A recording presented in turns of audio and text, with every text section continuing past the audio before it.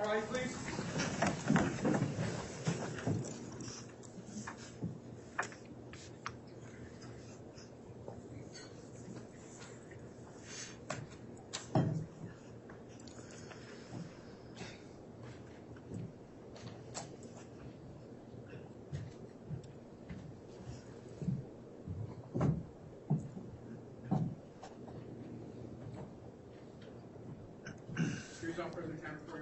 All right, thank you, Mr. Bailiff. Please be seated.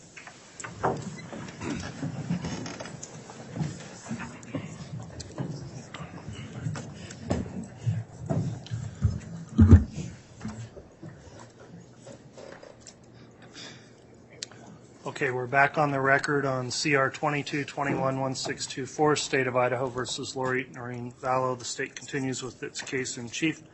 Mr. Wright, you've previously been sworn in or still under oath for your testimony this afternoon. Ms. Blake, you can continue with your direct examination. Thank you, Your Honor. And just for the benefit of the jurors, I think before we broke for lunch, we'd been talking about a new device that was activated on October 9th.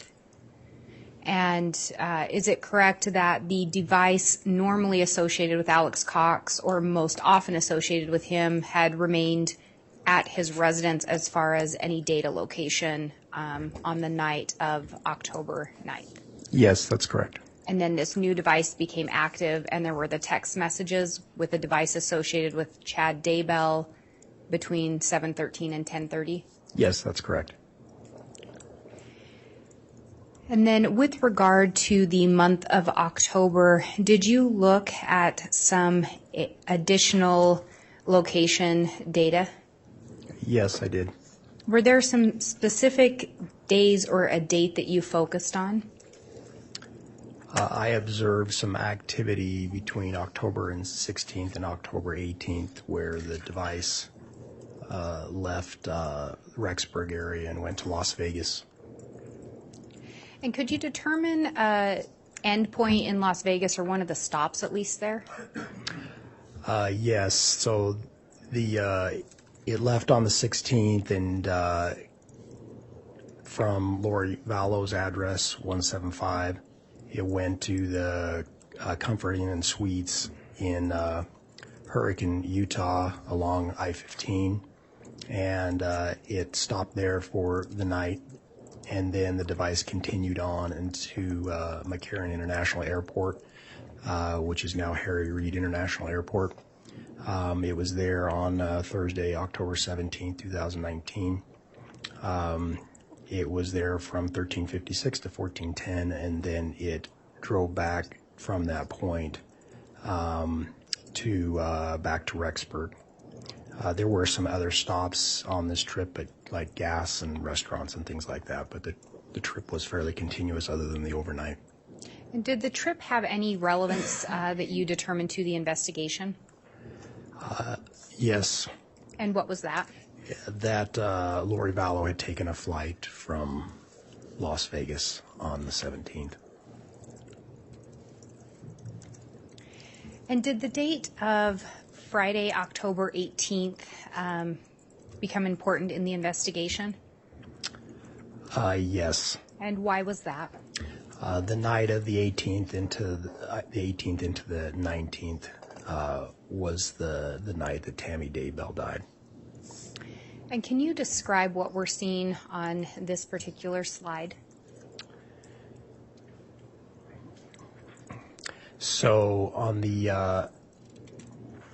So on the afternoon of the 18th, the device had left the apartments at 565 Pioneer Road and drove south to Idaho Falls. It was there for the afternoon at a few different locations, but its last location was in the vicinity of the Chick-fil-A at 1958 to about 2132. It's in or around that Chick-fil-A area in Ammon, Idaho. At around 2132, it drives north from Ammon, Idaho, towards Rexburg. It actually bypasses the normal exit to go to Alex Cox's residence and continues north towards the Daybell residence. So this map is an overhead view of Rexburg is in the southern part of this map. The Daybell residence is this pin on the north part of the map, and this is part of that trip back from Ammon, Idaho, and Idaho Falls area, back up towards the Daybell residence. So at 22:05, approximately, it's near this interchange exit on Highway 20, and then it continues north to this area. It says Salem right there, but right at that intersection of Salem Road, and I think it's Salem Church Road is the east-west road. There's a Church of Jesus Christ of Latter-day Saints chapel there, and the device stays in that area for a period of time, and there's a period of time when we receive data, and then there's a period of time when we receive no data, and then the next data point that appears is after this period of no data is a data point at 23:53. We get a data point right here. That's actually a Wi-Fi hit of about 110 meter radius, and starting at that point, there continues to be data after that regular data as the device actually doesn't go back to Rexburg. It continues on south of Rexburg back to Idaho Falls. Did the device remain in Idaho Falls for the duration of that night? Could you tell?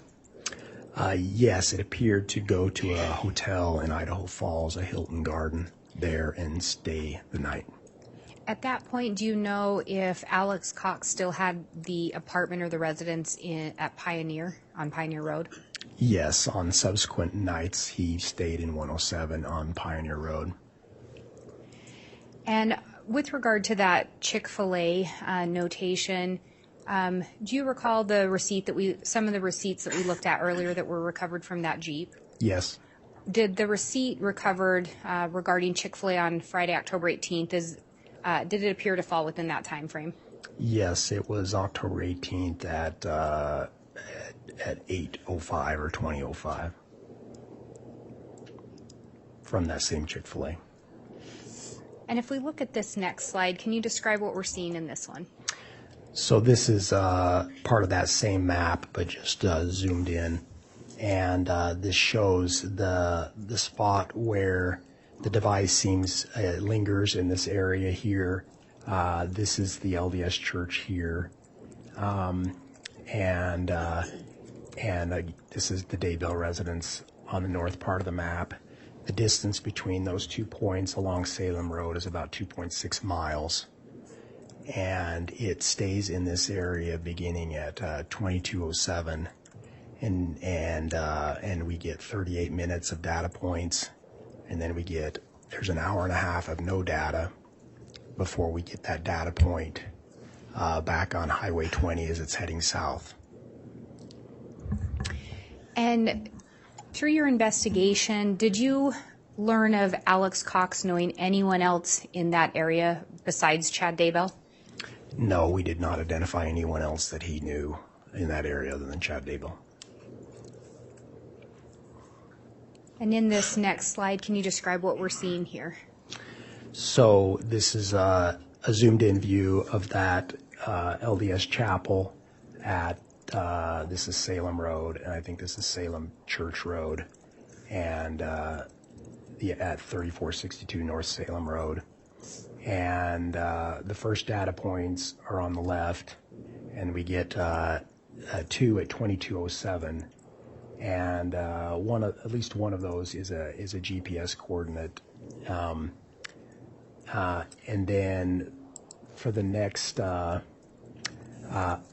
I'm sorry. Could we have him please talk into the microphone? I'm really having a hard time hearing him. Okay. So the next data points are over here, And these are Wi-Fi data points. We get a total of 16 data points between 2207 and 2245 before we stop receiving any more data for a period of time. I think the previous slide shows that margin of error. The one 2 slides back shows what the margin was on those Wi-Fi data points. Yes, there it is.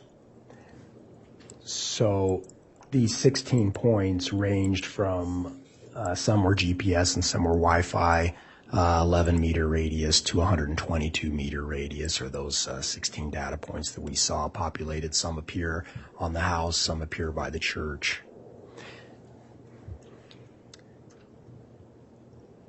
So at 2245, there isn't any more data from there until 2353, when that data point appears on Highway 20 heading south. And then again, there's regular data after that as it continues on to Idaho Falls. The distance from the church to the point where we get that first data point after the period of no data at 2353 is about a 7-minute drive. So if the device was in a vehicle traveling on the highway, it maybe would have left. If it had come from this spot, we don't know, but an estimate is maybe it left at 2346, roughly deduct 7 minutes from 2353, could give you an idea of the span of time. But we just don't know where the device is for an hour and 8 minutes, other than it does appear just south of this location again. And when we see the data points on that residence located next to the church, are those data points within a radius that the vehicle or the device could have been in the church parking lot? Yes.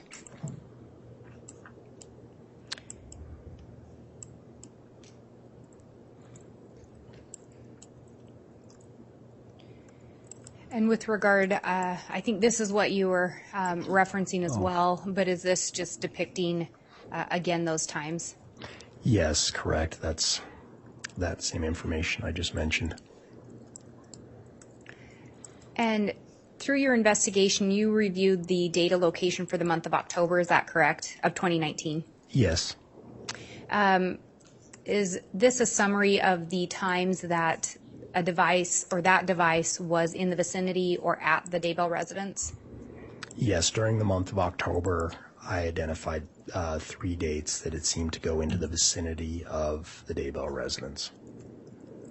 The first one was October 9th, which I talked about previously, when it doesn't seem to stop at the residence. It just drives up to the intersection near the residence, drives east to Highway 20, turns around and drives back by the residence before driving south back to Alex Cox's residence. On October 15th, 2019, it went to the residence again between 1341 and 1356, about 15 minutes. These data points were in the front or area of the residence, so there weren't any data points anywhere else on the property. They just seemed to be near the front of the residence. And then on Friday, October 18th, 2019, it drives to that church, which is 2.6 miles south of the Daybell residence. None of the data that I saw for the 18th showed that device going closer than 2.6 miles or going up to the actual Daybell residence. Thank you. If I may have just a moment, Your Honor. You may.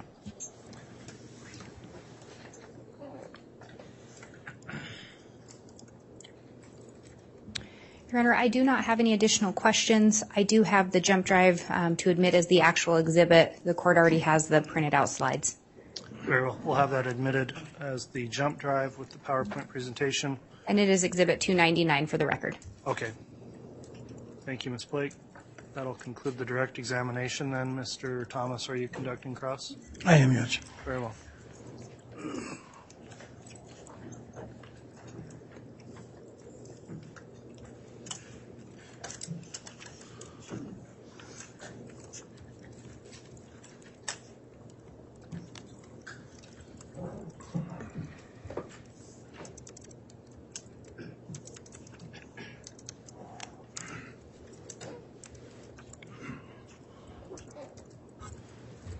Good afternoon, Mr. Wright. Good afternoon. How are you doing today? I'm good, thank you. Good. So it looks like you went to the FBI Academy in 1997, is that right? Yes, Okay. Is that after you went to college? Did you go to college? I did. And was that prior to 1997? Yes. Okay. Where did you go to school? Southern Utah University. Okay. And then was this your first job out of college? I worked for a manufacturing company while I was in college. At the same time I was going to school. Okay. And was this your first job out of college, though, after the Pretty much, manufacturing? yes. Okay. You indicate that you did your last 11 years in Denver in the Violent Crimes Unit, Crimes Against Children, is that right? Yes. And that was 2007 to 2018? Yes. And then at what point did you become a contract special investigator? I've been doing that a little over a year. Oh, from today? Yes. I see. So you were So special- after my retirement, I came on as a contractor doing some investigative work for the FBI. Okay. So you were a special agent during the time of most of this investigation, is that right? Yes, from the start of the FBI investigation in November of 2019, when I was first notified, I was the case agent until my retirement at the end of August of 2021. Okay, so you retired in August of 2021, Yes. and then you just couldn't stay away. You had to start doing some consulting. Pretty much, yeah. All I do now is just background investigations on security clearances, government employee security clearances. I'm not doing criminal investigations anymore. Gotcha. And are you still working out of the Pocatello office, or are you at a different office? I still reside in Pocatello, but most of my work, I don't have to go into the office. Oh, okay. But is it field type work where you go out to Yeah, people's homes? exactly. They send me work orders for interviews for these background investigations. I conduct them and I submit them. Okay. I can work All from right, home. Mr. Wright, Mr. Thomas, too, we need to make sure you don't speak over each other, please. Right, I apologize, Judge. I'm sorry. All right. Okay, so you were the case agent from November of 2019 to August of 2021. Is that right? Yes, there was one other agent assigned, but yes. Okay. Who became the case agent after you left? So Travis Homer, who was the other case agent and worked with me, he continued on as the case agent. I don't know if there were any more after that, if he was the only one assigned. Okay.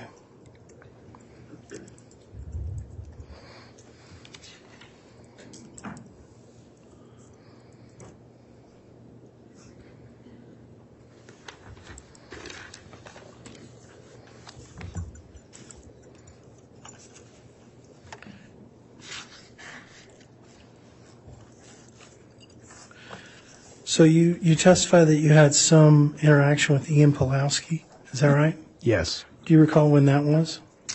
I first met him on December 5th of 2019. He came to the Rexburg Police Department and he was interviewed. I sat in on that first interview. There was another follow-up interview, I believe, the following day, but I was not present for that one. Okay. And at some point, you were kind of the liaison between him and the law enforcement agencies. Is that right? I probably was the primary. He was communicating with Detective Ray Hermosillo as well, but I interacted with him over a period of about almost a month. We had several communications and discussions. Okay. So when he was wearing a wire, well, I shouldn't say it's a wire. It was some sort of a listening device, or? Yes, I think, I don't remember. It was some kind of concealment device that he could record with, and the Rexburg Police Department had that device and gave that to him. Okay. And so when he had possession of that device, you were his main contact to either download the information or get that information. Is that correct? That's fair to say. One of them, he may have been in communication with Ray Hermosillo, but I did communicate with him about the device, and I also, on at least multiple occasions, retrieved that device and gave it to Detective Hermosillo so they could take the recordings into custody. Okay. All right.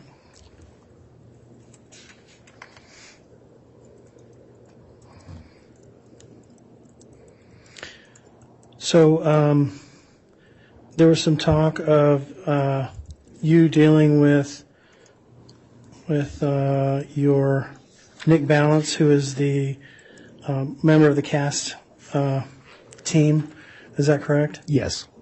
And he gave you some specific dates, or you asked him to give you some specific dates between September 1 and September 30th, 2019. Is that correct? Yes. He had provided dates in the investigation based on what he was reviewing. But he works on a lot of different cases for different people to assist case agents like me. So he's helping me by feeding me stuff of potential interest. But eventually it got to the point that although it was helpful, I wanted to see it all. And that's where he provided a file for September of 2019. And I started going through it myself to see if I could see anything else that had been overlooked. Mm-hmm. And then I did it again later for the month of October. Okay. And I believe you mentioned a couple of times that you were seeing patterns, or you were things were outside of what you would call a pattern. Is that right? Yes. Is that fair to say? That's fair to say. All right. And so how long, I mean, you've been doing this for a long time. You've been a special agent for a long time, done a lot of surveillance, I'm sure. How long does it take for you to develop enough data where you can have a pattern on a particular person? In general terms or in this specific case? Well, let's talk general terms first, and then we'll go specifics. If I saw something happen every day for a week at a certain time or a certain place, I would sort of think that's a pattern that they do that at a certain time or place. In this case, I only had those 3 months to really analyze. Those 2 months to really look at. So when I say a pattern, it's based only on that information. Okay. I guess there's a difference between having a pattern. If you're a college student, you see that person leave their house at 9 a.m., they go to a particular building on a particular campus at 9:15, they come out at 11 o'clock, they come home, or there's a specific pattern. Yes, especially for somebody that's going to school or employed. They generally are arriving roughly the same time, leaving the same time. In this case, we didn't see those kind of patterns. He didn't appear to have employment or anything like that. So what he did in a given day, it varied quite a bit from a day to day. So when you say pattern, that, especially in this particular context, it's kind of a loose term. Like there's really not a pattern, right? So I believe when I mention pattern, at least the one I'm thinking of is where it went at night. And I think I just detailed what I saw, which was in the month of September at least, from the time it first appeared at 107 through the end of the month, it went to 107 during those particular hours in the middle of the night. Okay. And you're just talking about the cell. And so for my pattern is, though, what is that 25-day period? It did that. Okay. But it's kind of hard to come up with a real pattern based on a 25-day period, right? Sure. That's the extent of my knowledge. Okay. And all the data points that you got were for Alex Cox, right? Yes, that's the one I reviewed. Now, there were other devices that were being looked at, but to my understanding in the investigation, the other ones did not have the extent of location information as this particular device and Google account did. Okay. And as far as your PowerPoint and all the things that you went through today, they were all just Alex Cox's information? Exactly. Just that one phone number and just that one Google account. Okay. Didn't have any information on Lori Vallow? Correct. Didn't know when you didn't know her pattern? She didn't have a pattern? No, I did not look at that, and especially what I talked about was not referring to any device that she had other than that one photograph that I mentioned came from an iCloud account for her. Okay. And you mentioned that you used some mapping software for the GPS data that you were receiving. Is that correct? Yes. So that was in the format that. Oh, go on. I'll let you ask your question. Sorry. I just kind of want to know what was the mapping software that you were using. So Nick Balance took those data points. He's getting all the raw data from the carrier, from Google, and he imported that into a Google Earth file. So that's all I did. I didn't create the mapping software. I didn't use anything other than what he provided, which was this Google Earth file that those points are mapped in. And then these images we saw today were literally still shots from the same mapping software that I looked at. That's the exact thing. That's the same thing I looked at, other than in the actual file, you can click on individual data points and pull up additional information, underlying data. Okay. So you use the Google mapping software. There are other mapping softwares out there, right? Oh, yes, sure. And you could take these same raw data and plug them into other mapping softwares, correct? Yes, you should be able to. And you can see if the mapping software from Google would match up with the other mapping software. Sure, yes. To have a real precise way of telling a jury, hey, I'm sure that this particular data point is correct and it is within 4 meters or however many meters, because I not only put it in the Google software, I put it into an independent software, a different software. Sure, yes. And you didn't do that. I did not do that. And Nick Balance didn't do that. I don't know if he did or not. But you would have known. He has additional training and experience and expertise that I do not have. So the extent of his analysis is it's beyond what I know how to do. Right. But between I don't know exactly what those tools and techniques are. Okay. But between 2019 and 2021, you were the case agent? Yes, I was. And you would have known if he would have put something into a different software. I mean, the buck stops with you. You're the case agent, right? Objection, Your Honor, this has been asked and answered. I know counsel's gone for a different answer, but it's been asked and answered. I'll overrule it at this point. Okay. Could you ask your question again, please? Sure. Basically, I was saying that you're the case agent, and so the information stops with you, and that you are the one who would know if this was entered into a different software. I know that he used some kind of other software and prepared a report for that. I do know that. And to me, I've seen that report and it looks different than the software I use, the Google Earth. I don't know what that software is. At the time, I was still the case agent. His report was still in draft form. It was an ongoing project, and at different times he would share, this is kind of where I'm at, but the final product is yet to come. And so where his final product ended up and what that looked like, I don't know, because I was retired by that point. Okay. But during your time, there was nobody that came to you that said, hey, I mapped these in Google and I mapped them in an independent one and they came up the same. Like I said, he was putting it into some kind of mapping software. So I had seen that and it looks different. I just don't know exactly what it is. He was doing that. So the data points could be different? No, I just know that they were different. I'm not sure what you're asking. You're saying that the mapping software could have come up with different results with these two different... Oh, that's not what I'm saying at all. I'm just saying that he was using different software than he provided to me in that Google Earth file to do his analysis. Okay. You'd have to ask him what that was. Sure, we'll be sure to do that. On September 23rd, you said that the phone that Alex had, this particular phone, was at Chad Daybell's house between 9:55 and 10:12 a.m., and then it leaves the residence. Is that right? Yes. Okay. On September 23rd, is that what you said? Yes. Oh, yes. Okay.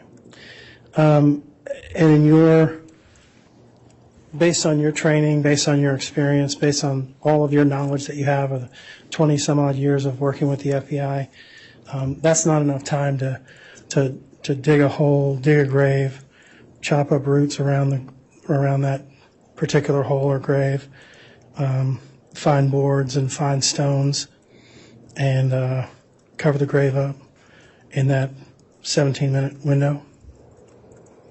I was there when JJ was found, and I've seen that grave, and it looked like it would take a lot more work than A lot 17 longer. minutes to have dug that and covered it. Okay. Thank you.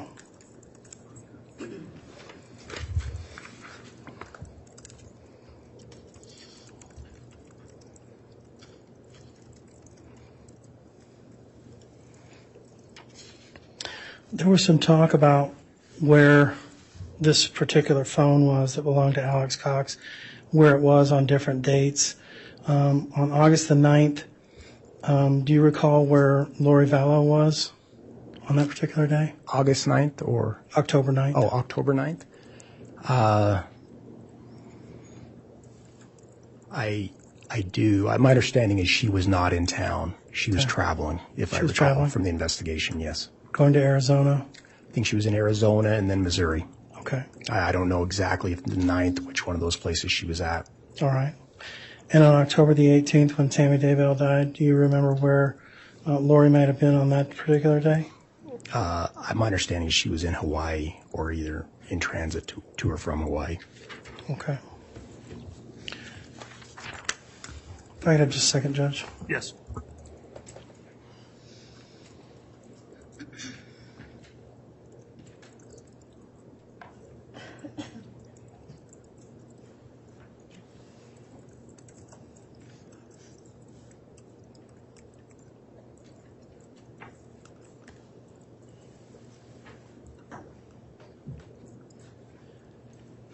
No, we have no further questions. All right, thank you, Mr. Thomas. Any redirect?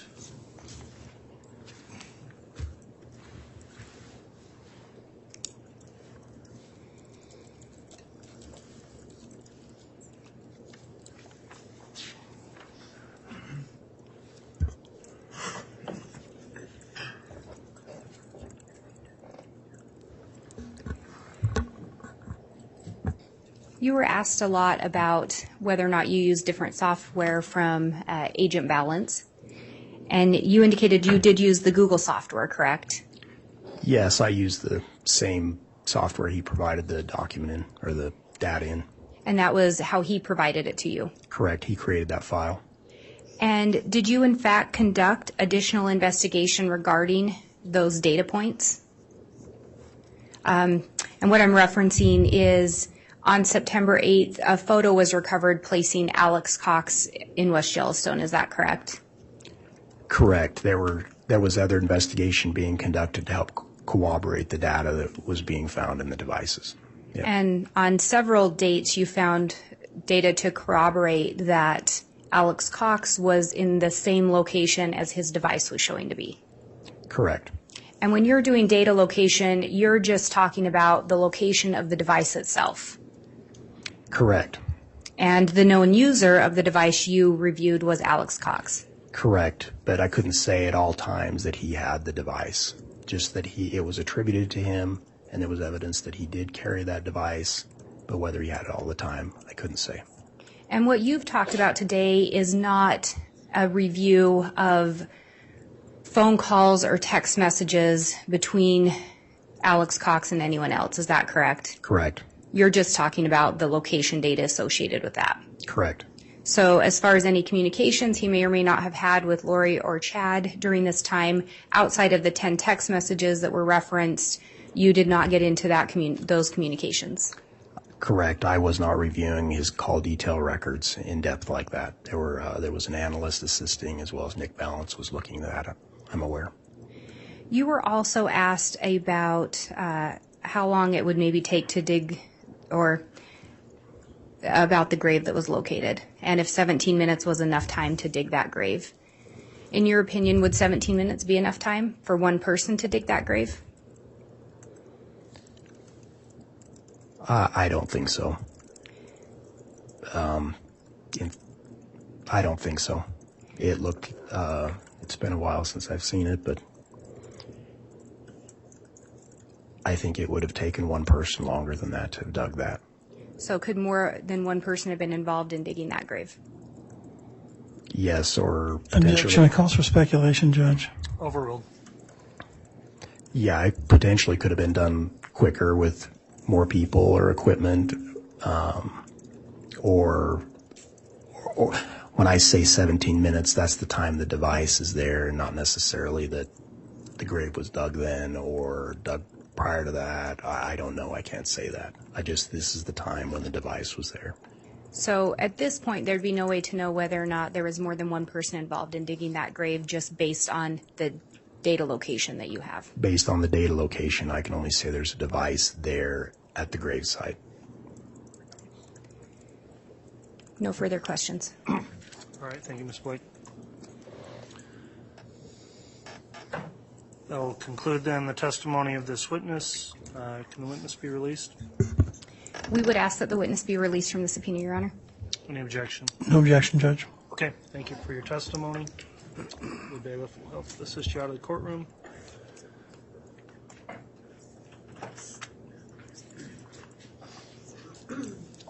State can call its next witness. Your Honor, if we could have just a brief sidebar. Yes.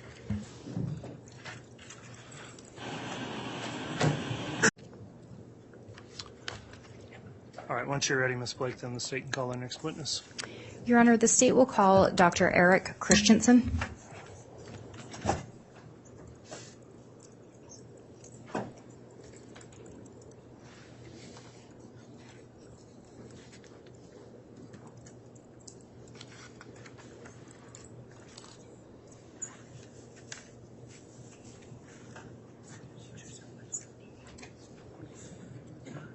Do you solemnly swear or affirm the testimony you're about to give will be the truth, the whole truth, and nothing but the truth, so help you God?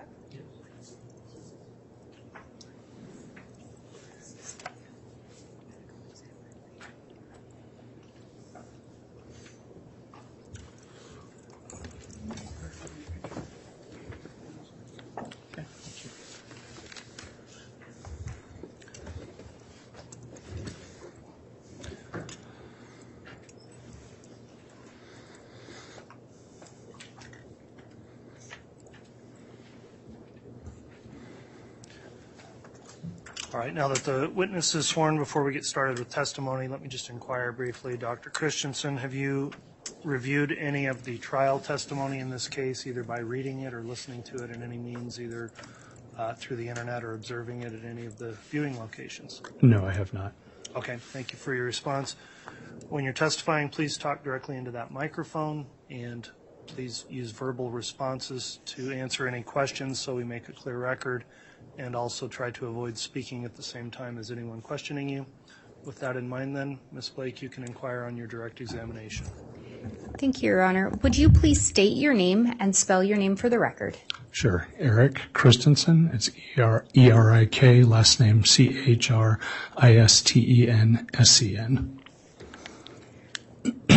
What is your current occupation? I'm currently employed as a forensic pathologist by the Utah Department of Health and Human Services, where I serve as the chief medical examiner for the state of Utah. And is your title doctor? Yes. What experience, well, actually, let me back up. What education do you have in order to hold the position you have? Sure. I have an undergraduate degree in philosophy that I attended then medical school at the University of Virginia. Following my medical school training, I did an internship in pediatrics at Walter Reed Army Medical Center, and then subsequent to that did pathology residency training in anatomic and clinical pathology. Following completion of that training, I spent some time as a hospital-based pathologist for a couple of years prior to doing a specific fellowship training in forensic pathology. And since that time, I've been employed as a forensic pathologist. And can you explain a little bit about what a pathologist in general is? Sure. Pathology is a specialty of medicine, just like internal medicine or pediatrics or surgery, that is aimed at making diagnoses of conditions based on the evaluation and analysis of either fluid samples or tissue samples or cell samples, and also by means of an autopsy. All of those things fall under the purview of pathologists. For example, if you go have blood drawn, all of that blood is run in a hospital lab that is directed and supervised by a pathologist. If you have a biopsy of something taken to find out if it's cancerous or infectious or whatever, all of those things are evaluated by pathologists to make a determination as to what the diagnosis is. And then autopsies are also done by pathologists to determine cause of death. And if you, in conducting autopsies, is that a special branch of pathology? Is that the forensic pathology? So the performance of autopsies is part and parcel of anatomic pathology. To be a forensic pathologist, you are required to first have board certification and training in anatomic pathology, and then subsequently receive special training in forensic pathology, which is aimed at the evaluation of sudden, unexpected, and non-natural deaths, things that typically fall to the jurisdiction of either a medical examiner or a coroner. Have you worked as a forensic pathologist in other locations than Salt Lake? Yes, I have. And where else have you worked as a forensic pathologist? I've worked as a forensic pathologist in Virginia as well as South Carolina prior to moving to Utah.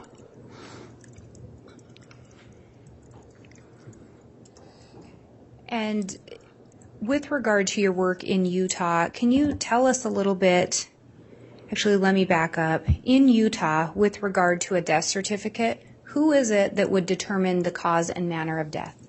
So in Utah, the system is such that for most deaths in I'm the going to state... object. I don't think this is relevant to this case. He's dealing with Utah.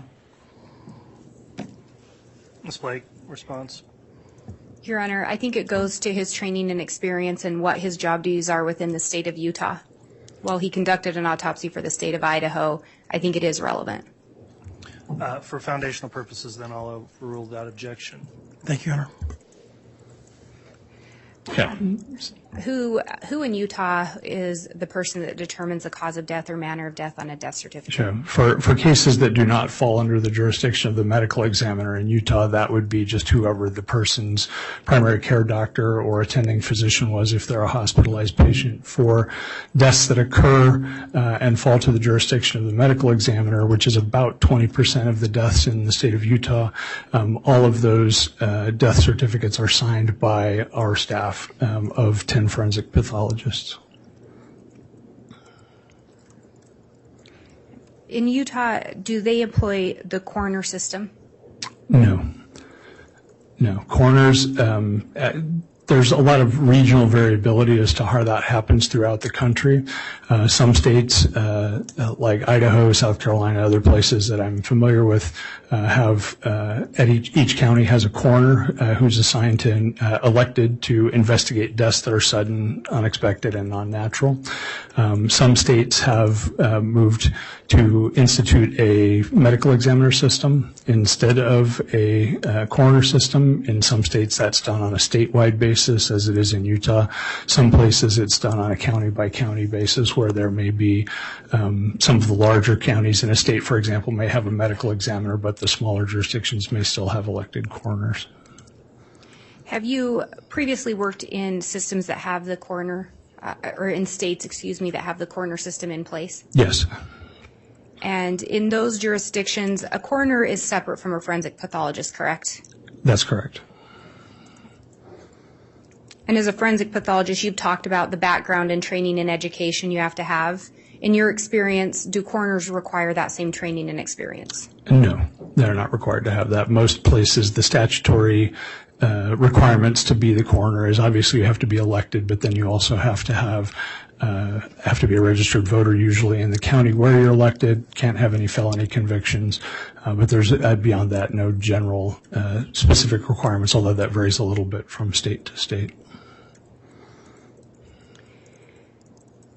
And do you know approximately how many autopsies you have conducted at this point in your career? Around 7,200. Did you end up conducting an autopsy on an individual named Tammy Daybell? Yes. Do you recall approximately when you became involved in the process of starting the autopsy? Yes. The autopsy itself was done on December 11th following a disinterment order from the district court. But our office's initial involvement in that process was probably in November of 2019. We were approached by someone from Fremont County with questions about that process. And so we provided some guidance on how that would be required to proceed. And did you, in fact, attend the exhumation of Tammy Daybell's body? I did. And were you present when her body was was loaded for transportation to your office? Yes. Did you see her casket loaded into the transportation vehicle? Yes. Mm-hmm. Were you also present at your office when the body arrived? Yes.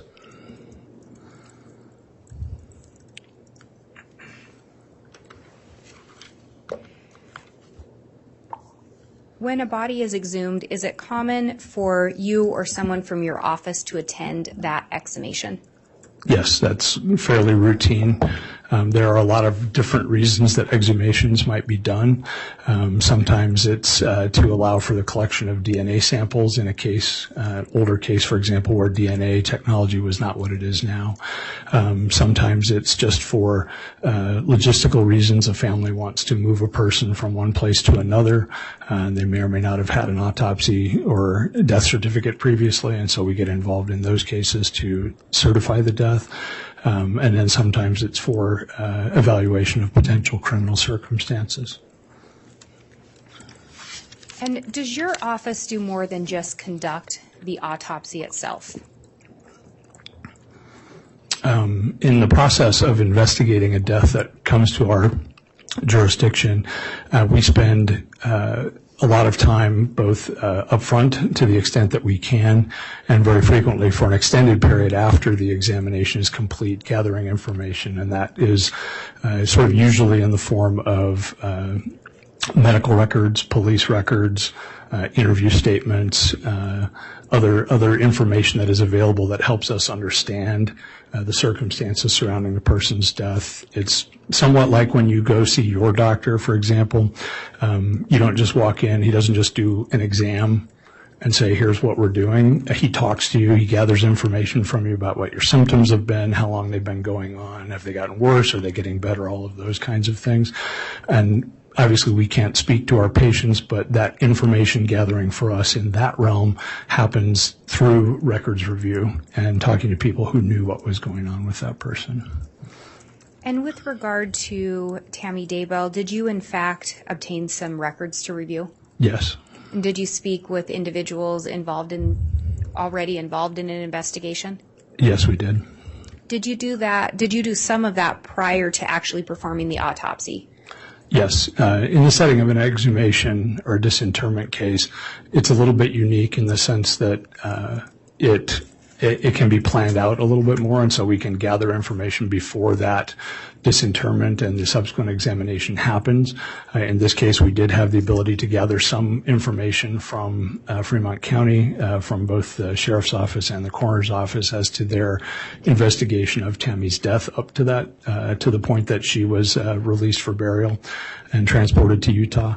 And so we did have some of that information. Then obviously, subsequent to the exam, we gathered a lot of additional information, which we also reviewed.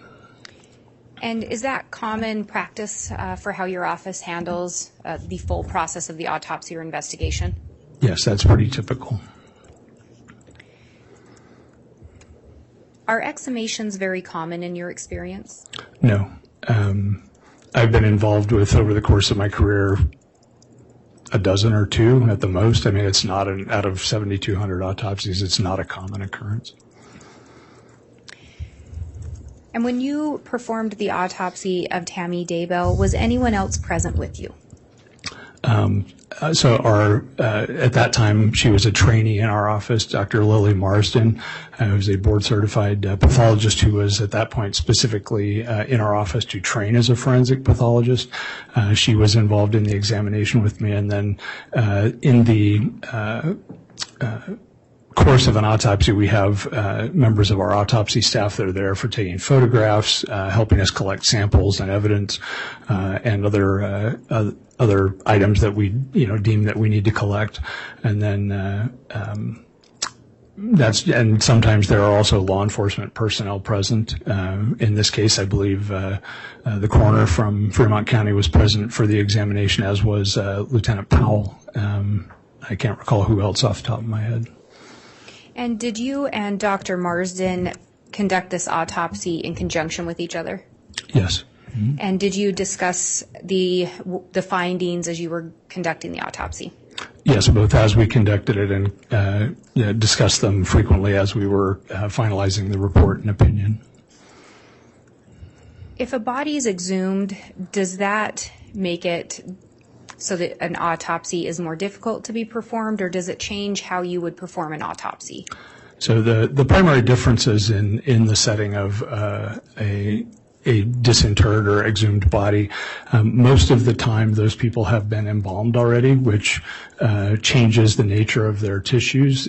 It has all been what we refer to as fixed because of the embalming fluid, makes it somewhat more stiff and a little less pliable, but it also preserves it. And so it's a little more difficult to do the exam just because of the stiffness of the body and the tissues, but it's something that we do on a fairly regular basis, even on cases where there was not a disinterment, because funeral homes as a practice tend to embalm bodies fairly quickly once they receive custody of the person, and sometimes bodies will go get embalmed before somebody realizes that they need to come to us for an examination. So we have quite a lot of experience dealing with embalmed bodies, less with disinterred bodies, but the process is basically the same. The only other difference with a disinterred body really has more to do with the nature of the the burial and the preservation. If, in this case, the vault in which her casket was preserved was dry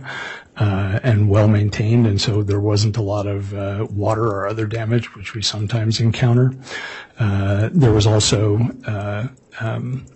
her embalming was pretty good, and it had also not been a long period of time since she had been interred, and all of those things, can make a difference. The only real finding related to her burial that was still present besides the embalming was the growth of some mold in various places on her body.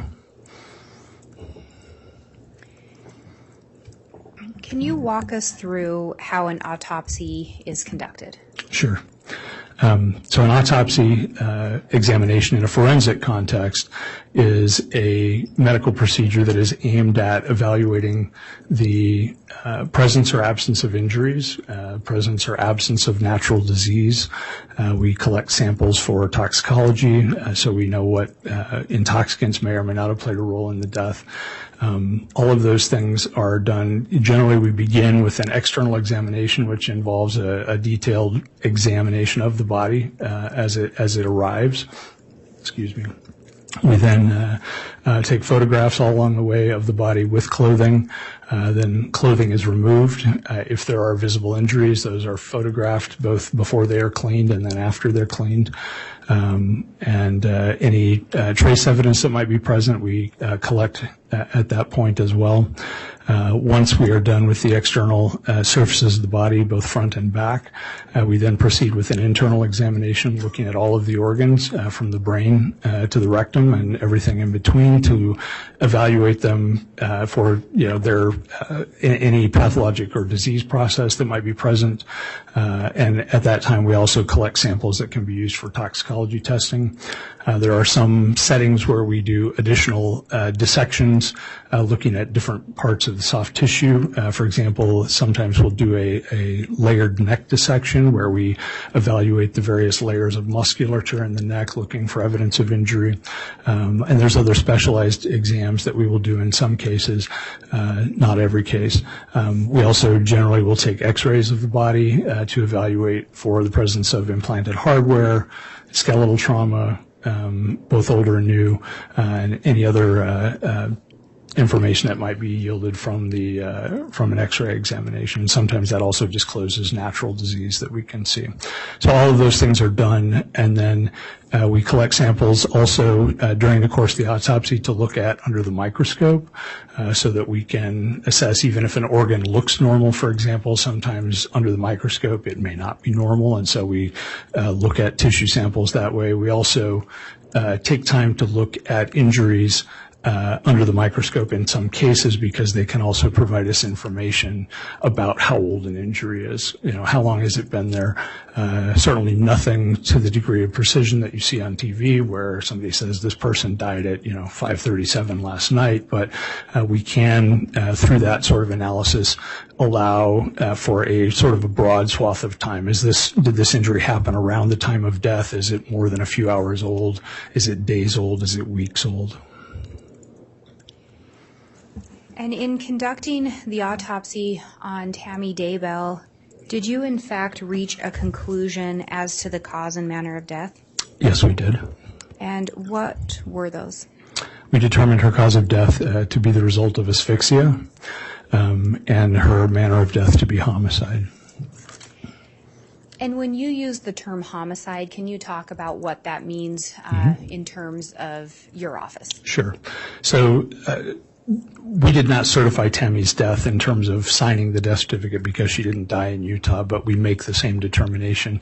The determination of manner of death, we have basically 5 options that are on the death certificate. A death can be determined to be natural, it can be suicide, it can be accident, or it can be a homicide. And then there's a 5th option where you can determine, you can just say we can't determine. We can't decide between which of these options it is, depending on the nature of the case. That determination is an administrative function that is performed for vital records purposes, is recorded on the death certificate, and is used to broadly categorize the types of deaths that happen in a given location, so that efforts can be made to try and prevent different types of death and be aware of the different categories and classes of deaths that happen in a non-natural way. And when you talk about the term asphyxia, can you tell the jury what you mean by that term? Sure. Asphyxiation is simply a process by which a person is deprived of oxygen. They're not allowed to breathe or intake sufficient oxygen to allow their life to continue. And that can be by any number of different means. Asphyxia is a very broad category that includes deaths from, technically drowning is an asphyxial death. Any kind of suffocation or smothering is an asphyxial death. Hanging deaths tend to be asphyxial deaths. And there are also chemical asphyxiants. Carbon monoxide, for example, impairs a person's ability to use oxygen. But broadly speaking, we use that term to apply to cases where someone is unable to get sufficient oxygen into their system to allow them to continue living.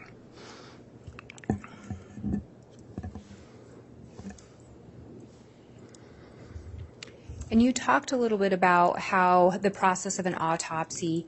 With regard to Tammy Daybell, did you see any external injuries or any obvious injuries that would have been the cause of her death? No. Can you walk us through how you ended up reaching your conclusion regarding homicide and asphyxiation? Sure.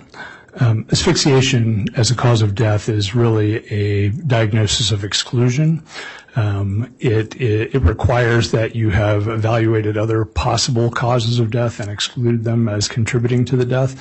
Essentially, in this case, and many cases like it, you have what we would term a mostly negative autopsy, meaning there's no pathology, no natural disease, and no evident injuries that are visible at autopsy that would explain why this person died. And most asphyxial deaths fall into that category as well. There are a limited number of things that can cause deaths without leaving any changes that are visible in the body as to why the person died. And some of those are natural, some of them are non-natural. In this case, the two primary natural causes that can result in this sort of change are seizures. Someone can certainly have a seizure and die from seizures.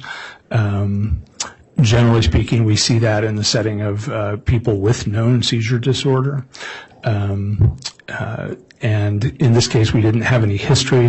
There was certainly some history relayed to us that she may have had some seizure-like activity in the days prior to her death, but no medical evaluation that we could find for any of those symptoms, no indication that she had a diagnosis of epilepsy. It would also be quite unusual for a woman at her age to suddenly develop seizures out of the blue, having her very first ever epileptic seizure occur at that age. It certainly does happen sometimes, but it's certainly more common in an older person to be a man, and it's also more common for that to occur in the setting of some other brain pathology, for example, like a stroke that was new, something changed in the brain, or the slow growth over time of a brain tumor. That's, for example, how John McCain, Ted Kennedy, and others that had brain tumors, some of their initial symptoms were seizures. And so that, again, she did not have any of that. Her brain was totally normal. And so for that to be her cause of death just is very, very unlikely. So we have excluded that on that basis. Other things that can cause, natural causes of a sudden death with no findings at autopsy would be arrhythmia disorders, rhythm disturbances. Your heart, in addition to being a pump, is also an electrical organ, and it is driven by the electrical circuits within it. And if those circuits get short-circuited, so to say, that can lead to a sudden death in an individual as well. There are a number of inherited disorders associated with genes that make the channels that cause ions to flow in the heart, that make that electrical circuitry work the way it's supposed to. People that have those inherited disorders can die suddenly and unexpectedly. Generally speaking, the people that have inherited forms of that will also have some family history of that, although not always. But most of the time there will be some history of that, and it would also be unusual for it to occur again at her age. Mostly that type of change presents in childhood or young adulthood. So neither of those things is very likely given that. As far as non-natural causes of death, asphyxia, obviously I've told you that's what we concluded led to her death. There, are any number of ways that someone can be asphyxiated. That can be from, suffocation, which is just a broad description of anything that occludes the external airway. It can also be the result of neck compression or chest compression. Any of those things that impair someone's ability to breathe normally, even if they, if their mouth is not occluded, certainly can also lead to their death. Things that occlude the mouth tend to act more quickly, in the sense if you adequately, block someone's ability to breathe at all by occluding their nose and mouth, they would lose consciousness, very quickly, a matter of, 15 or 20 seconds, if that occlusion is effectively held in place. And then that may or may not lead to their immediate death. They may continue to have, after loss of consciousness, may continue to have heartbeat for some period of time, but end up with what is called central apnea, meaning the changes to the brain have impaired their ability to breathe normally. So even if the occlusion is released, they may not breathe normally after that. So asphyxia is certainly a one possibility in this case. Other non-natural things that could potentially account for her death would be any kind of chemical intoxication or drug overdose. We looked at in this case an extensive array of drugs, medications, pesticides, chemical weapons agents, lots of things, way beyond what we normally look at, and found no indication of anything in her system except for what would be considered therapeutic level of medication fluoxetine, which she had been taking for many years, and no indication that played a role in her death. That substance has been associated with some cardiac rhythm or abnormalities as well, but no indication that played a role in her death. And so those are the sort of the basic things. She, in addition to having, no anatomical abnormalities, no organ pathology per se, no pneumonia, no other pathologic process that would explain her death. She did also have some injuries on her arms, very nonspecific blunt injuries, bruises on her right arm, left arm, and on her left chest, which were determined to be relatively acute injuries, had happened, within the hours around the time of her death. Would be, by their nature, those types of blunt injuries are not specific, but they are certainly consistent with someone being restrained, and would be, consistent with asphyxia as a cause of death as well. And if we break some of that down a little bit, because you've indicated that the autopsy in this case is a negative autopsy because there is not a clear way to determine the cause of death. Is that correct? Yes. And you talked about one of the other potentials being seizures. Correct. Can seizure activity, and could you explain a little bit about what a seizure is? A seizure is abnormal electrical activity in the brain that can manifest in a variety of ways. What we might typically think of as generalized or convulsive seizures. Someone would collapse and have shaking movements for a period of time after a period of stiffness. People can also have what are called partial seizures that result in staring spells or other types of inattention or movements, abnormal movements of parts of the body. Any of those types of seizure disorder are potentially put the person at risk for sudden death. Have you conducted autopsies before where there is evidence of seizure activity? Yes. So you certainly don't have to have anything. You may not have any evidence at autopsy, like I said, in the setting of a seizure, but sometimes we do see things, for example, like tongue injuries if the person bites their tongue. And that can be both, acute injuries or healing injuries. We sometimes also see evidence of incontinence of either bowel or bladder occurring at or around the time of death. But those are, I guess I would say, soft signs, not really they're not definitive for seizures, but they are sometimes associated with seizures. And you did talk about that it would be uncommon for someone Tammy's age to have all of a sudden developed seizures or started having seizures. Yes. And do you know how old she was? 49. You also talked about there was really no evidence of her having seizure-like activity outside of some information provided. Was that information that you reviewed provided by Chad Daybell?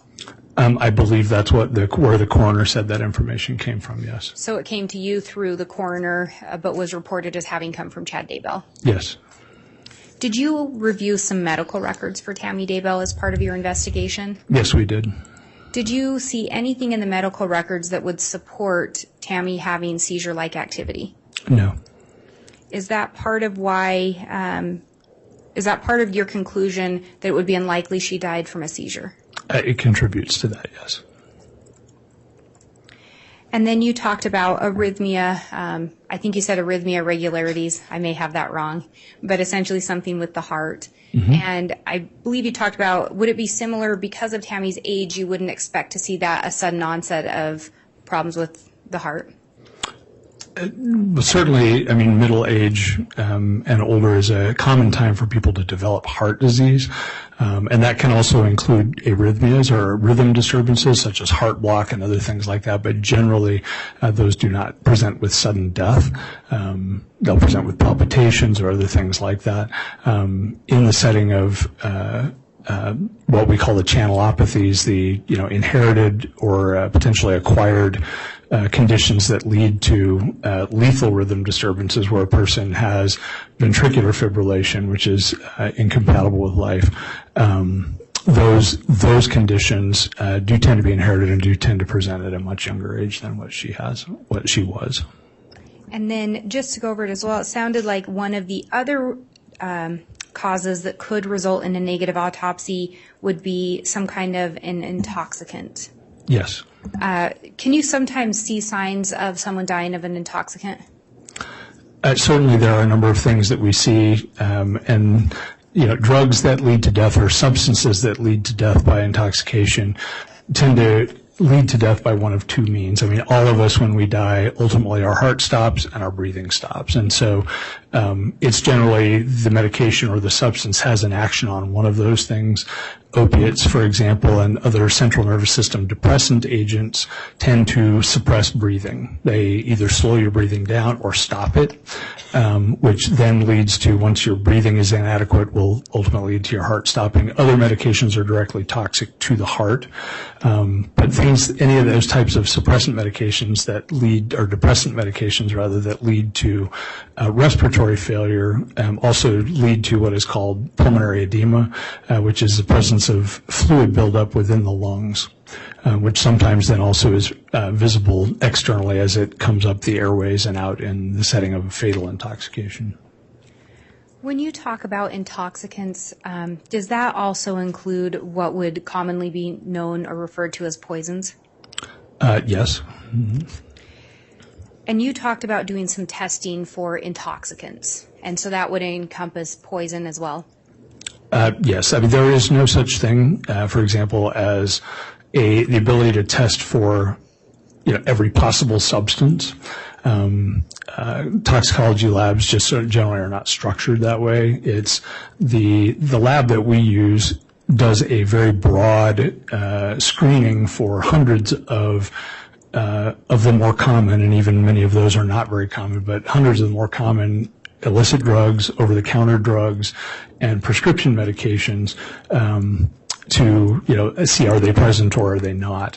In addition, in this case, we also looked at heavy metals, lead, arsenic, selenium, and other things that are known to be intoxicants. We looked at organophosphate pesticides to see if there was anything there that could potentially lead to her death.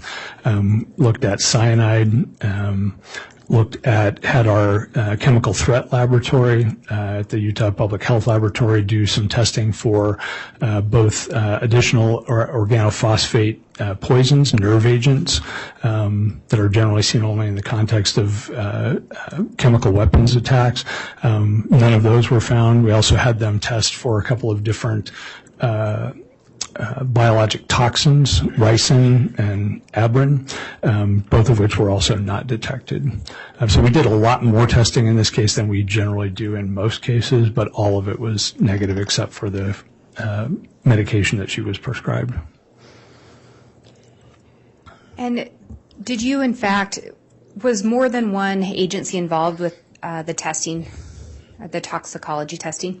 Yes. So in addition to the chemical threat lab, the rest of the testing was done at National Medical Services Lab, which is a reference laboratory that we use in Pennsylvania. And I believe you indicated this is one of the most extensive toxicology testings that you've been involved in with regards to an autopsy? Yes. And was the reason for that because it was a negative autopsy? Yes. And because of the suspicious circumstances surrounding the death.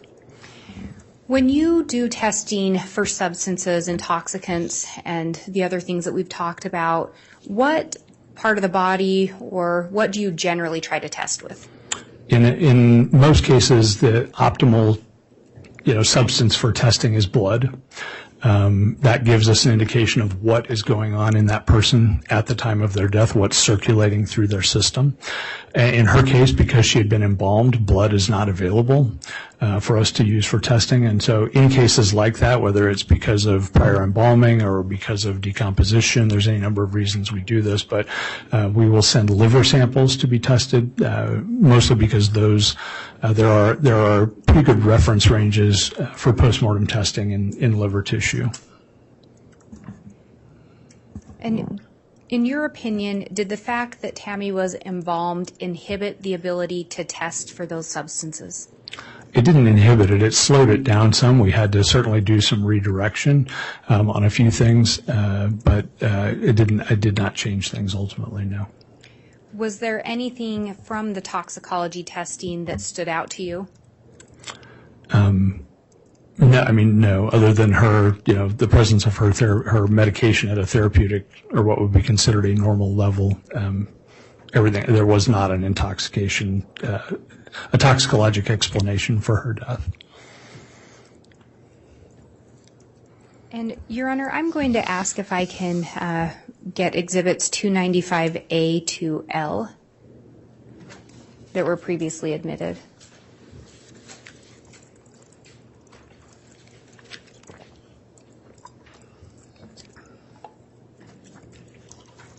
Mr. Bailiff, sorry, could I just briefly look at those? It'll be quicker for me to...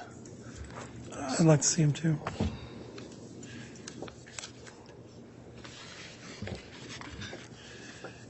All right, counsel, I'm going to go ahead and suggest we take the mid-afternoon break, and then we'll get into the exhibits and pictures. If that works for you, I apologize to interrupt, but we're right about the correct No, time to I do think that'll work right now. that. Okay, thank you, Ms. Blake. All right, please.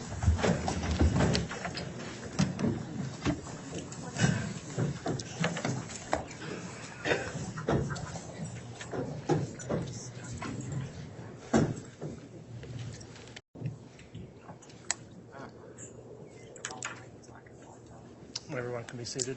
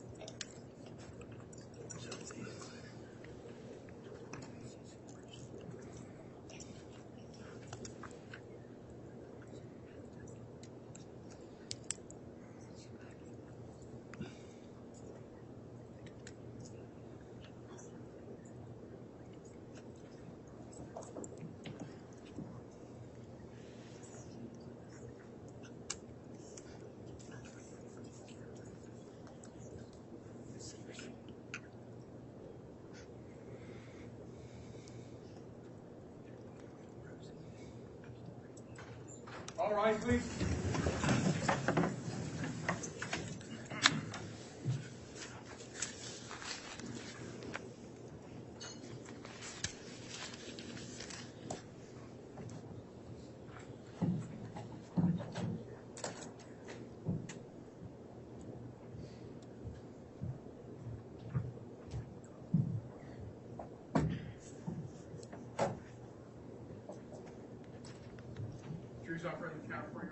All right, thank you, Mr. Bailiff. Please be seated.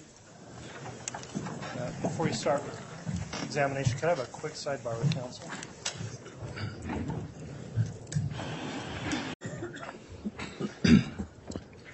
All right, we're back on the record on CR 22211624. Ms. Blake, you're continuing your direct examination of Dr. Christensen. You continue at this time. Thank you, Your Honor. So we've been talking about the autopsy and what all that entails. After doing the external, when you started to look at the internal part of Ms. Daybell, including her organs, did her organs appear normal? For the most part, they appeared essentially normal, except for changes related to embalming. And there was also fluid present in the lungs and sort of a frothy, dried foam present in her airways. As part of your investigation, were you shown or did you review photos that were taken from the scene of where Tammy Daybell was discovered? Yes. And, Your Honor, I'm going to ask to publish State's Exhibit 295J. It can be published. It's been previously admitted also.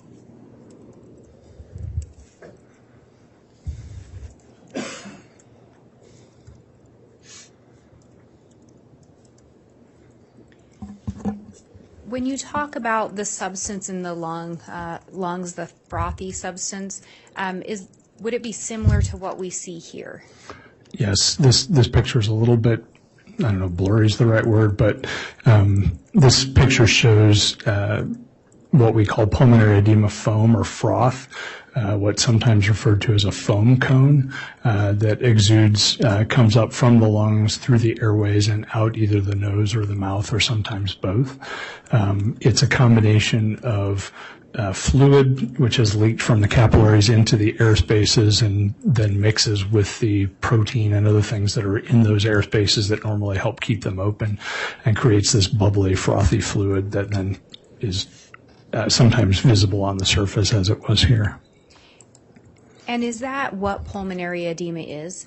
This is a manifestation of pulmonary edema. You can certainly have quite florid pulmonary edema without it ever coming out, and that is largely a post-mortem phenomenon. It doesn't generally happen when people are alive, but if their edema is sufficiently severe as that, as it accumulates or the fluid builds up, the air builds up in those spaces, it will sometimes push up and out of the nose and mouth.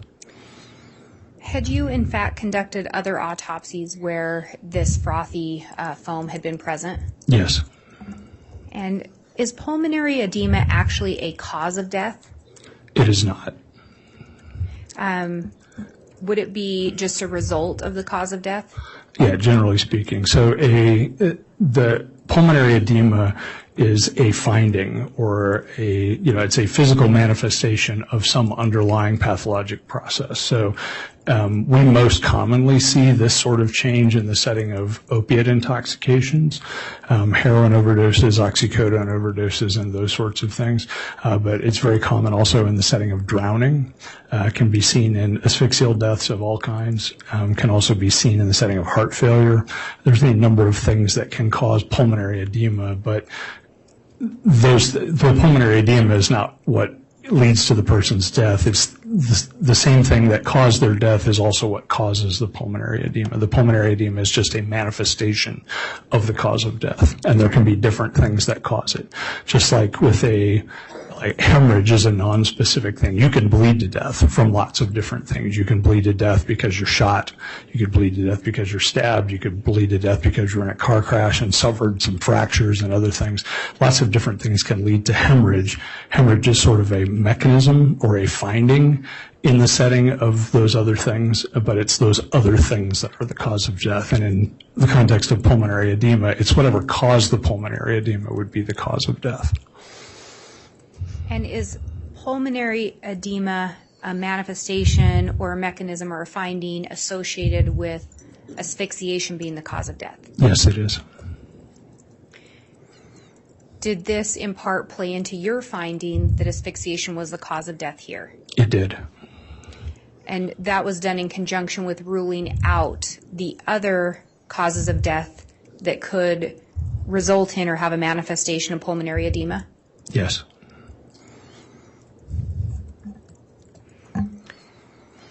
We had also talked about you conducting a review of the external body of Tammy Daybell, and you had indicated you noted some bruising. Yes, that's correct. And I believe you also indicated that bruising could be indicative of someone being restrained. It could be. And Judge, I have States Exhibit 179A and 179B. These are blank diagrams, which I would intend to have handed to the victim to have him make some markings. So I do not have copies for counsel or the court at this time, assuming they would want copies once the markings are made. I'm assuming she meant witness, not victim. Yes. Yes. I did mean witness. Very Thank well. you for that correction, Mr. Thomas.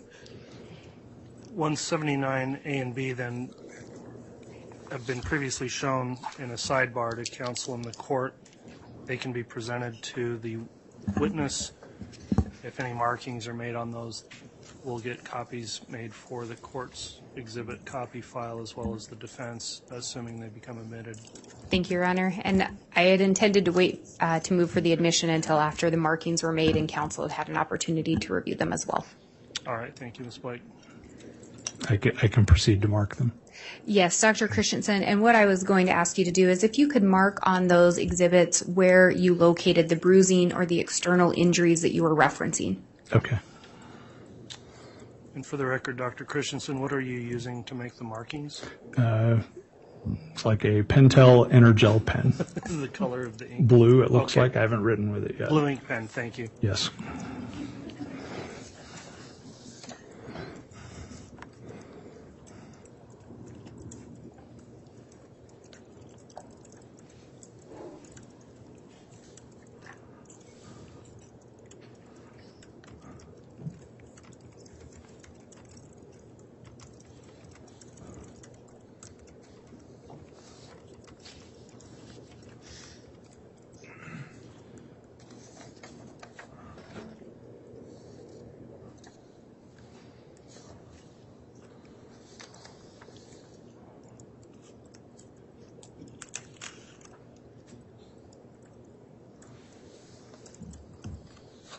Okay.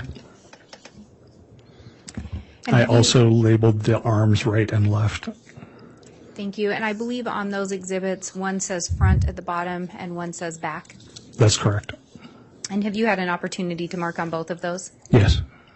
Your Honor, I would ask that those be shown to both court and counsel.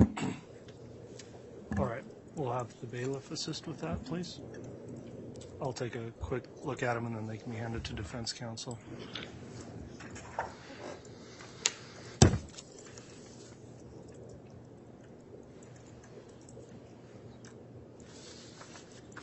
right, thank you, Mr. Bailiff.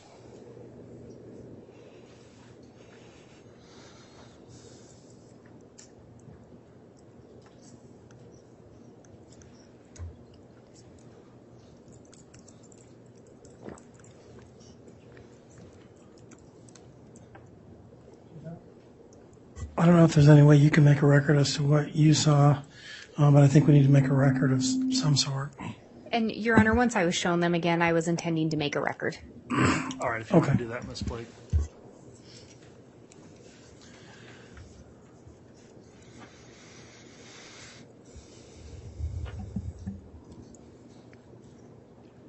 And I guess just starting with the fact that there were no markings on those when the witness received them and no one else is marked on them.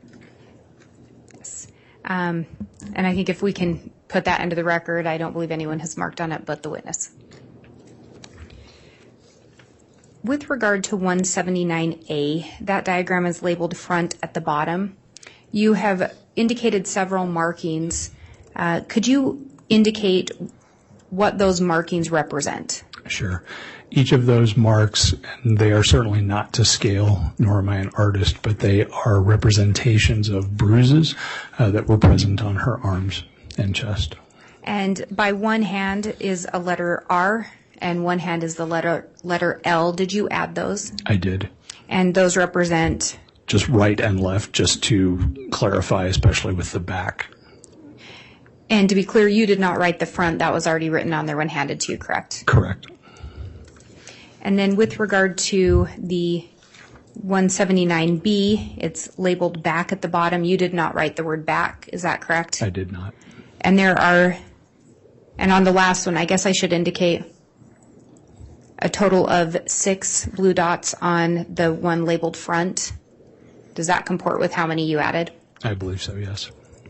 And on the one labeled back, the 179B, there are 4 markings.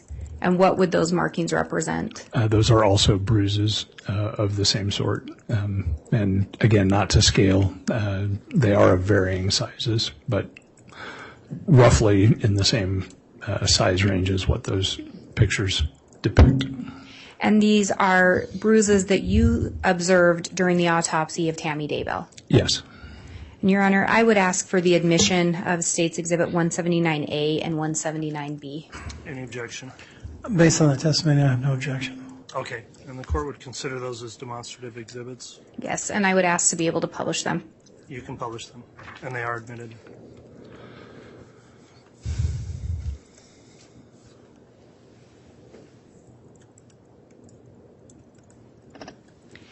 And this is the first exhibit. It's labeled front at the bottom.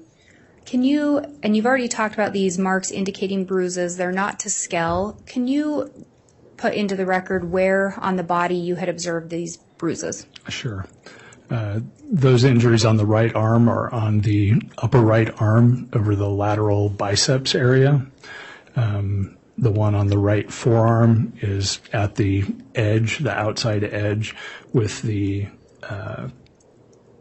palm forward, which is what is typically described as normal anatomic position. So this diagram is such that the person is standing with their palms forward, and that mark on the right forearm is towards the outside with the hands positioned that way forward. The mark on the chest is on the upper portion of the chest above the breast on the chest, and then the one on the left arm is over the left biceps.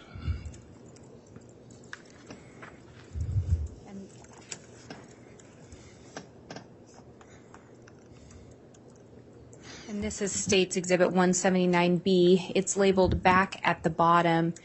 And you've already talked about those marks a little bit, but can you indicate into the record and for the jury where exactly you found those bruises?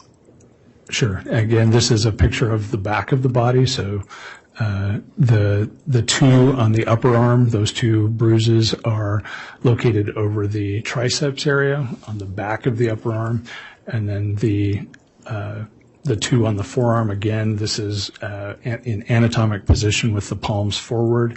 So these are on the back of the forearm with them positioned that way. And did you discover any bruising on the lower extremities? Did not. When you conduct the examination, do you document any external injuries as you go? Yes.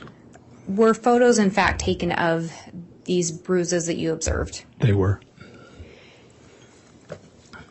And Your Honor, I have what's been marked States Exhibit 178A through 178B. I believe counsel has a copy and the court has a courtesy copy. I'm not sure if we have an official copy in the record yet. I've got the court's courtesy copies. And counsel, on a couple of these, as we previously discussed, I think they ought to be shown privately to the jurors, as we've done previously with other graphic photos. So do you want to organize those in such a way that we have a group that are not shown that way, so we don't have to go back and forth? Is that possible?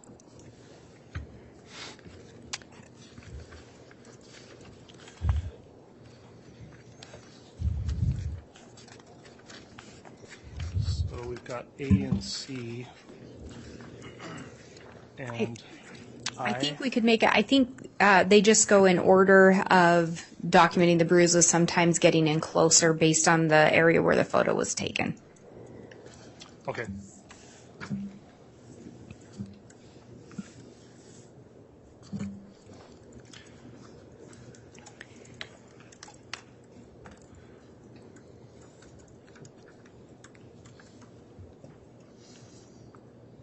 And I think maybe what I would ask is if the court would allow, because and I understand these have not been admitted yet either, but for purposes of starting with, if I could have the witness shown the exhibit and then possibly for reference have him be able to look at the exhibits in order, but pull the ones that need to be published separately and publish those after. Very well. That would be great. I don't know if counsel has an objection to that, but.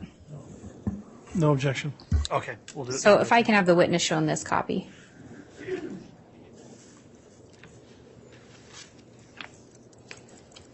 If you could look through those photographs.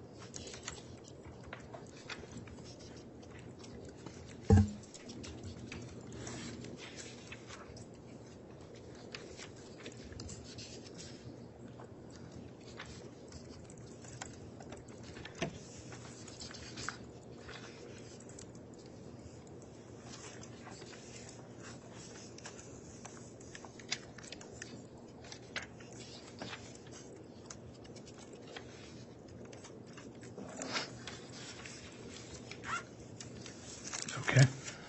Do those appear to be an accurate depiction of what you observed during the autopsy? Yes. And, Your Honor, I would move for the admission of States Exhibits 178A through 178B. And that's through, you're just moving to admit A and B? A through V. Sorry, V is in Victor. V, okay. 178, A through V. Any objection? May I have voir dire and aid? You may, Board. Dr. Christensen, these photographs that were taken, they were taken at your request during the autopsy, is that right? That's correct. Okay. And these were taken in Salt Lake City at your pathology clinic or where you do your autopsies? Yes, at the Office of the Medical Examiner. And you were present when these were taken? Yes. And are these a complete copy of all the autopsy photos that were taken? I don't believe so, no. There are many more pictures that we took besides these. Okay. But as far as the ones that are represented here, did you review these after the autopsy in relation to when you were writing your report? Yes. In conjunction with that report? Yes. Okay.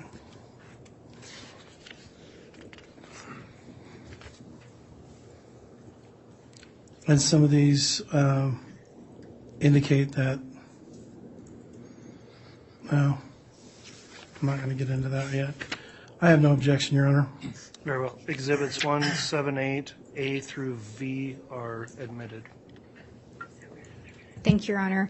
And pursuant to what the court's indicated, if I could have the witness retain a copy to reference as we are publishing only some of them, is my understanding right now. Okay. I'll have, And I can either give him my copy. They have the same exhibit stickers, so whether I retain the copy he was just looking at or this one, I don't know if the court has a preference. all right, the ones that are published should probably be the originals, so when they are published, so we'll have the witness have the copy exhibit from your folder. That would be fine. Yes. And doctor, as we go through these, some of these are not going to be published at this time, but in order for you to have the reference, because I believe they go in order where some of the injuries were documented. On that first photo that is not going to be published at this time, 178A, can you indicate what that depicts? It's a picture of Ms. Daybell's left upper chest, showing the bruise on her chest, left chest. And that next photo, 178B, is that a closer view of that same bruise? Yes, it is. And Your Honor, I would ask to publish 178B. You can publish that. Thank you, Ms. Blake.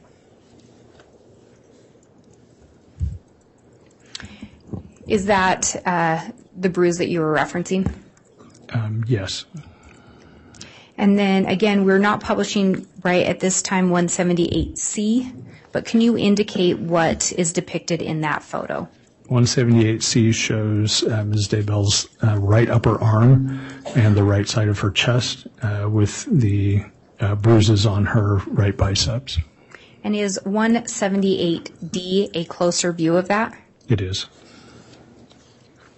And Your Honor, just so I don't ask in between each one, the ones that have been approved to be published, can I go ahead and publish those? Yes, you can, Ms. Blake.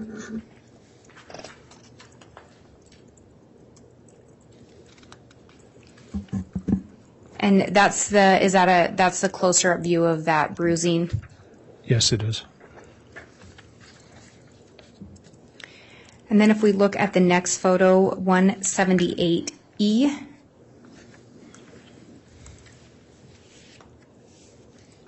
what are we seeing in this photo? This shows Ms. Daybell's right forearm, the back of her right forearm, and the right side of her body, but with the bruises on her right forearm. And in 178F, is that a closer view of the same bruise? It is. Bruises, plural. Oh, bruises. In 178G, can you indicate what we're seeing in this photo? Yes, this is the front side of Ms. Daybell's right forearm with a bruise.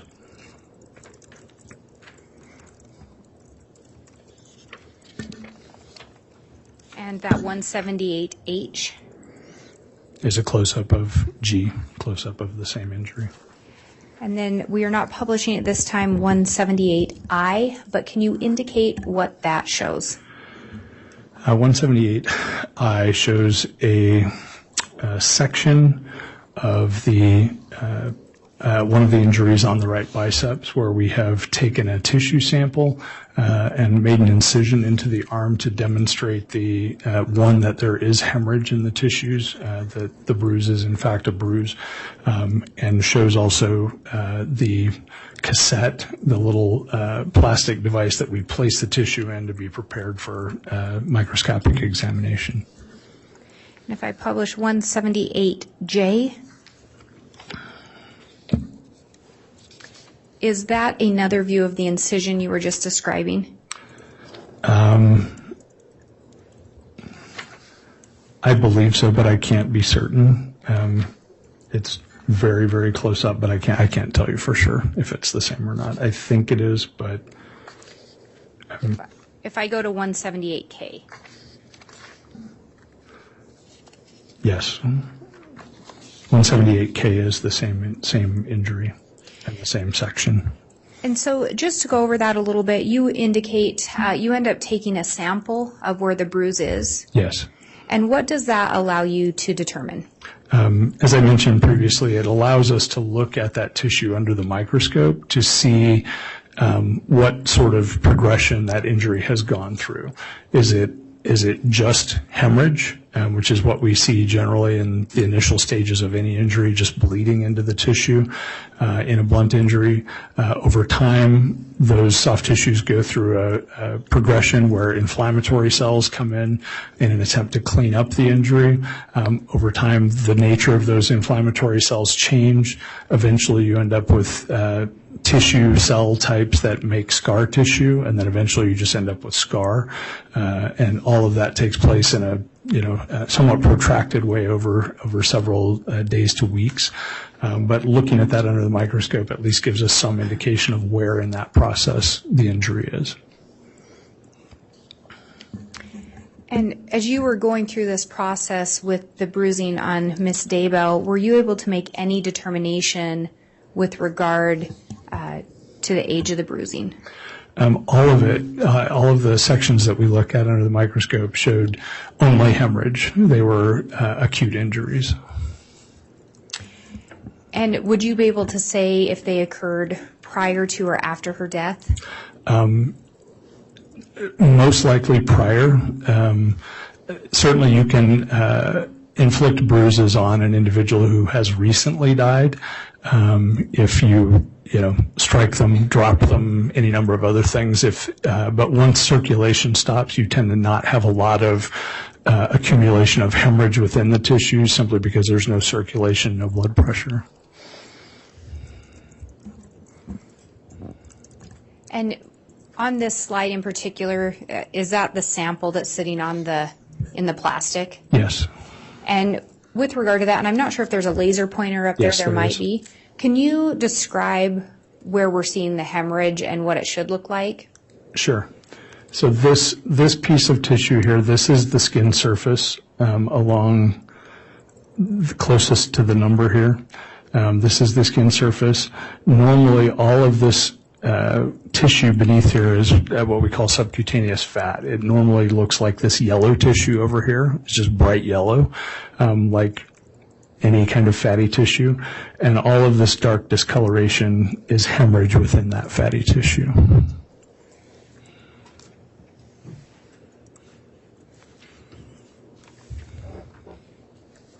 And I believe we are not publishing photo 178L right now, but could you describe what's in that photo? It is, again, a picture of an incision into an injury on her right biceps, which shows hemorrhage in the underlying soft tissue. And then if we look at photo 178M. This is a photo of a section taken from the right forearm. Again, shows the skin surface. Sorry, I was trying to adjust the light a little bit there. That should disappear. Again, the skin surface is along here. This is bright yellow for the most part, except for a little bit of hemorrhage in the soft tissue immediately below the middle of that. And did that, again, were you able to determine the time on that bruising or when you thought it would have occurred in relation to death? It was, again, acute injury, only hemorrhage, no evidence of any inflammatory response. So occurred around the time of death, maybe shortly after, but certainly, more likely to have occurred prior to death and could have occurred prior to death anywhere up to a few hours.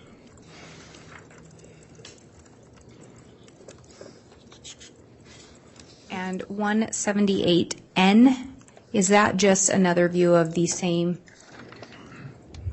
Yes, it appears to be.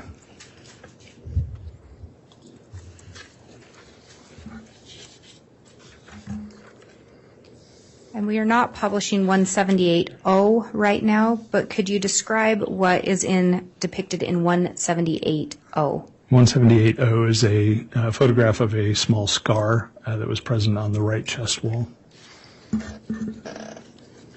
And we are not publishing 178P right now, but can you indicate what is depicted in that photo?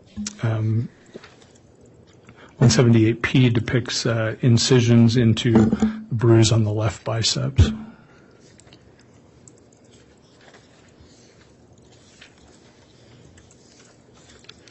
And then looking at 178 Q, are you able to determine what that is an image of? Q is a closer up image of O. It's that same small scar on the chest wall.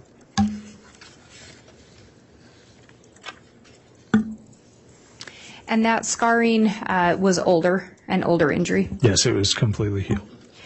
Do you simply document other external injuries that you notice, including older scarring? Yes, we do.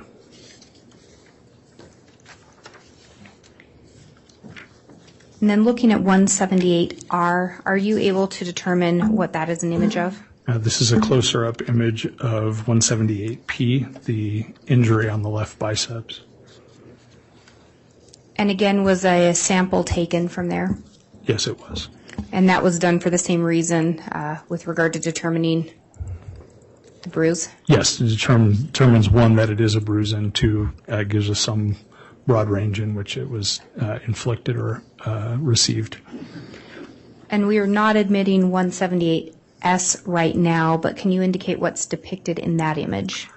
S depicts the same injury on the left biceps with the tissue sample removed and placed in a cassette. And 178T? The same thing, just closer up. And this one has the tissue sample by it? Yes. And again, if you could indicate when we're looking at that in the sample, where's the hemorrhage or the bruising? Again, this is the skin surface. This is two sections through that area. Skin surface on this piece, skin surface on this piece. This yellow is normal subcutaneous fat, and these darker areas are evidence of injury or hemorrhage. And with regard to 178U?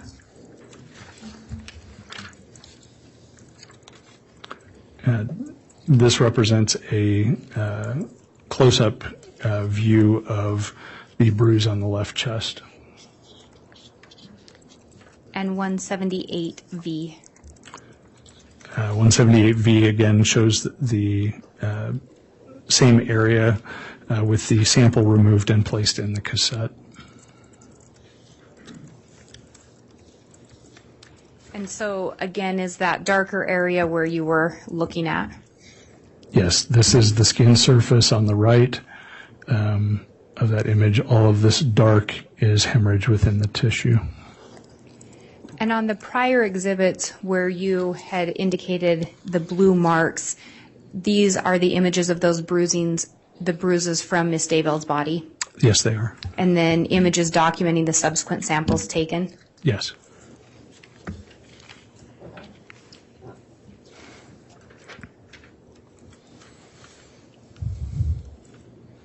When you looked at Tammy's body, did you notice any signs of lividity?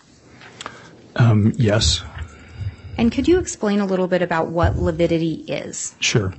Lividity is a normal postmortem change in the body where after death, after circulation ceases, the blood in the body starts to settle within, rather than being moved around by blood pressure, it starts to settle in by gravity into whatever the lowest portion of the body is. And that, takes, we generally don't see it immediately upon death, but it will start within 30, 60, 90 minutes afterwards, and it's quite variable when that will start, but it will start sometime in a short period after death, and then eventually over time it becomes what we call fixed, meaning it doesn't move.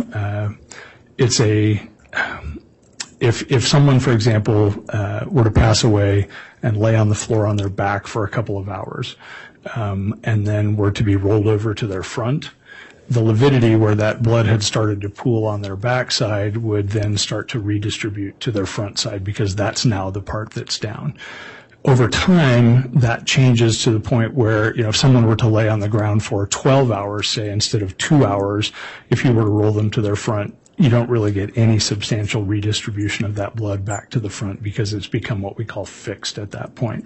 And so the longer that a person lays in one position can help you. But it's a dynamic process in the sense that it goes from, when you first see it, if you were to have the ability to watch a person after they die, when you first notice lividity, if you were to move them at that point, it would probably go away entirely. Whereas after, the more number of hours they stay in that same position, it will redistribute, as we call it, move to a different position if the body is moved to a lesser and lesser extent, to the point where at some point it will no longer move at all.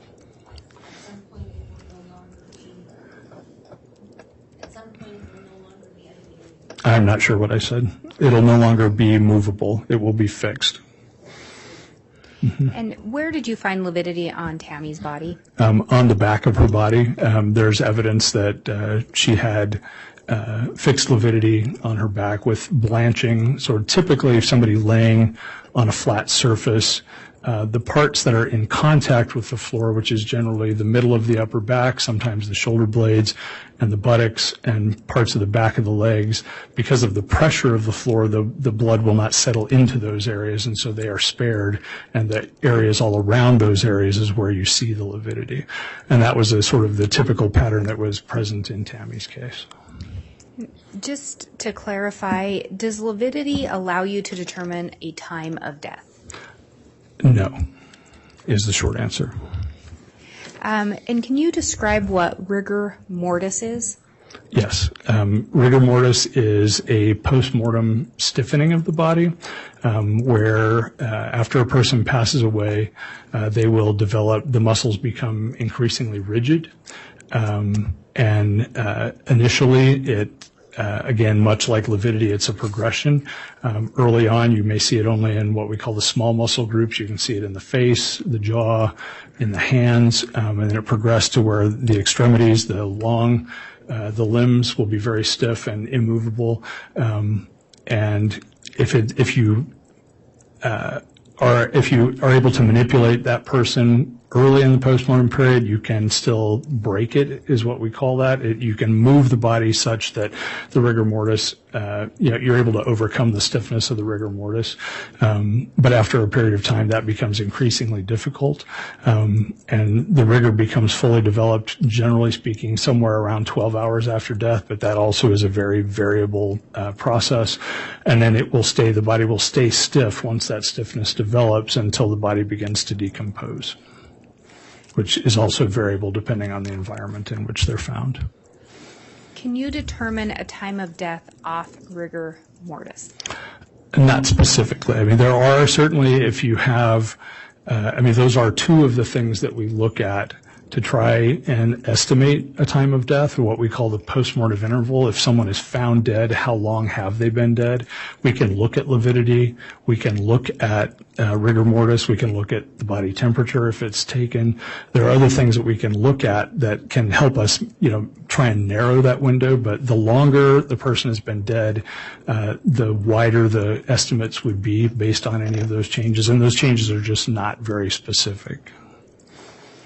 And in this case, had you learned what time Tammy's death was reported? I believe it was just before 6 a.m. on the day of her death. And had you learned or heard what the description was with regard to the condition of Tammy? She was described in the reports that we had as being stiff and cold, I believe. And based on the description, would that indicate to you that rigor mortis had set in? Yes. I'm going to object to hearsay. He's not going to be able to answer this without relying on somebody else's report or something to that effect.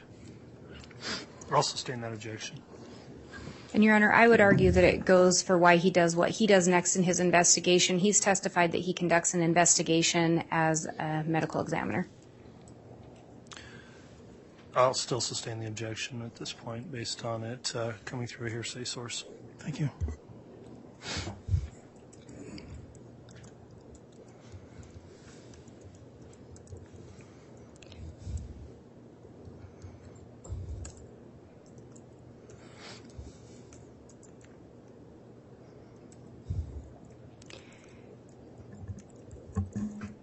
And, Your Honor, actually, I'll just ask another question. You were not present on the day of Tammy's death, correct? I was not. And you did not get the benefit of reviewing her body? I did not see her body prior to her exhumation.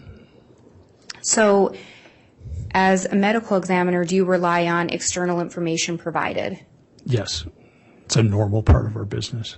And does that external information allow you to form play into your ability to form an expert opinion regarding a time of, or at least a reference to when a person may have died? It does. And in this case, did you in fact gain external information? Yes. And did you do that as part of a review of a medical history in your investigation? Yes. Did it relate to your diagnosis and estimate, or any estimate you could give as to time of death? Yes. And based on what was reported to you, when would you estimate a time of death if you can?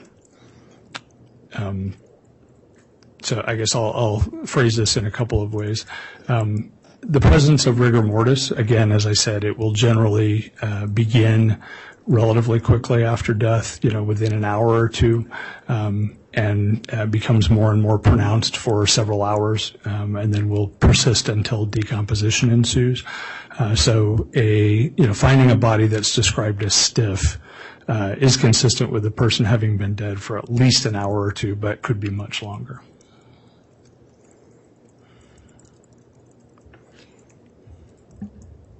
So if Tammy was reported as cold and stiff at 6 a.m., you would estimate her to have been dead for a couple hours at that point, at least? In that ballpark, yes. You wouldn't estimate her death to have been closer in time, such as 5:30, 5:40 a.m.? No.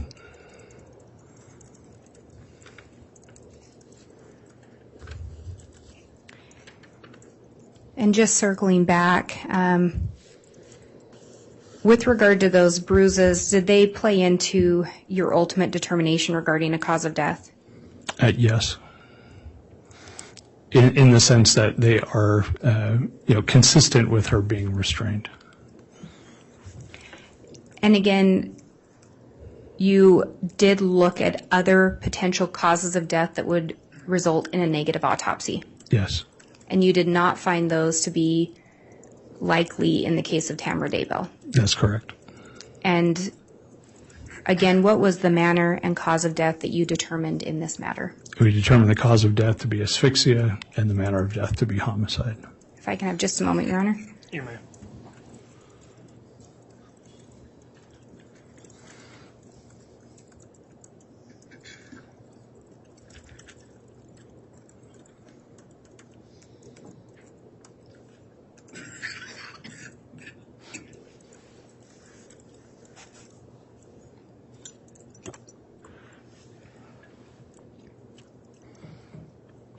Your Honor, I don't believe I have any additional questions. With regard to the exhibits that weren't published, I think we could handle it a couple ways. One would be to simply have the jury be able to review that packet. I believe the witness has already testified or indicated what those photos show. All right, it may be more efficient, actually. So you'd be handing the packet around individually to the jurors? Yes, if we were able to do that. I think we can set the monitors up. We prepared to do that pretty quickly to just publish those so that the public doesn't view them, and I think we can get that done probably more quickly. Okay. We prepared for that this time, so.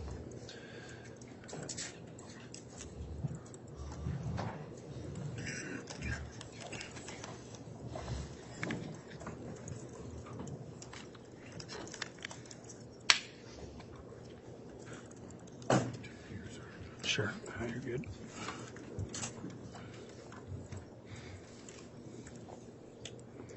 I think we'll also have to move some of the cameras as well, Judge. I don't know. You can see the cameras probably. I can't. Okay, I think they've. All right, thank you, Madam Clerk.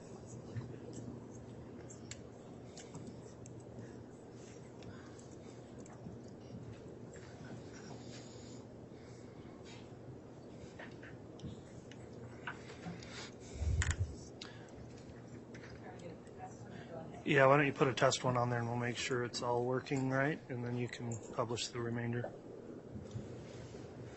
All right. I presume the jurors are able to see that on their monitor. Okay.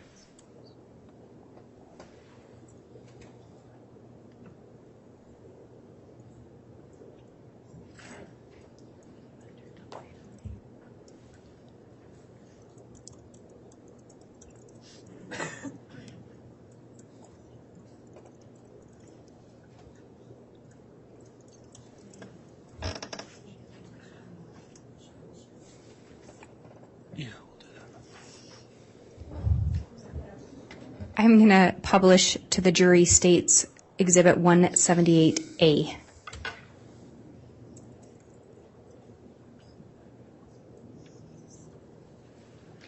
And I had previously asked you to describe what was in 178A, but can you explain to the jurors what they are seeing there? Yes, this is Tammy's left chest and shoulder and upper arm that depicts the bruising on the upper left chest.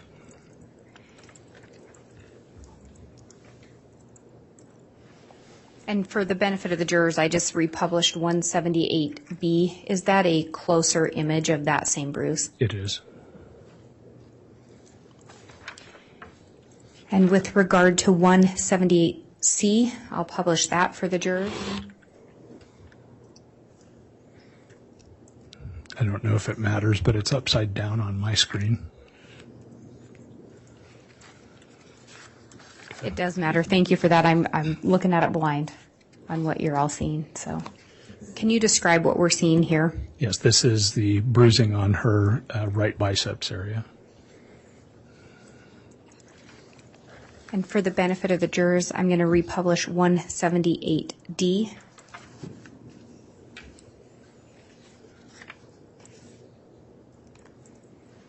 And is that a closer up image of the same bruising? Yes, it is.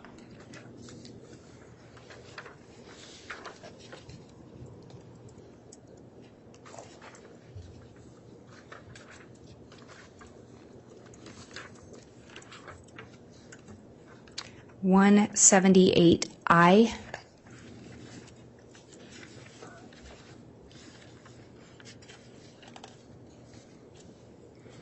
Okay, yeah, this is a section, shows her right upper arm and chest wall with the section removed from her right biceps with the injury in that area. And we did see some additional images of closer up photos of this, correct? Yes, we did.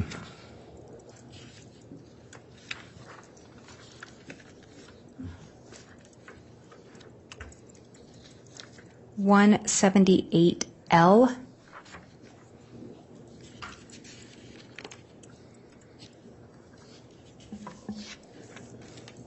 Again, this is right biceps and right chest wall with an area of injury with a section taken through it to demonstrate the hemorrhage in the tissue.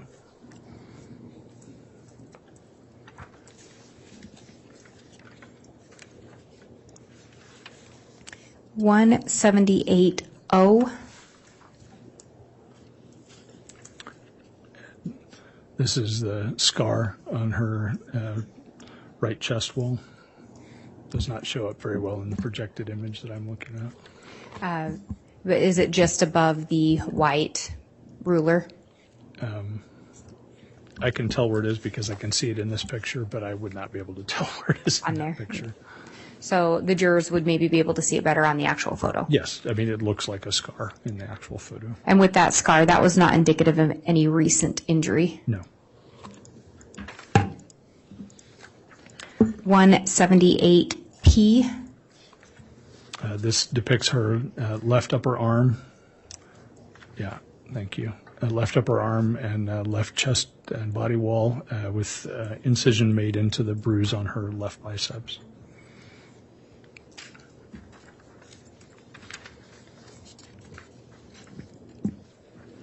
.178S. This is the same injury on her left biceps with the sections removed and placed in the cassette.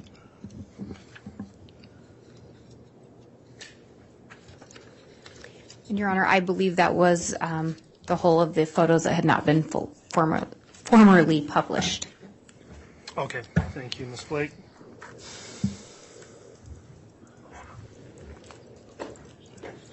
Does that conclude your direct? That does conclude my direct. Okay, we can get things reconfigured then after. So we'll be up to cross-examination. However, given the time of day, I'll suggest we do break for the day. And Mr. Thomas, will you be conducting cross? That's what I would ask, Judge, if we could just break for the day. I know they want to hear my cross, but not 5 minutes worth. Okay.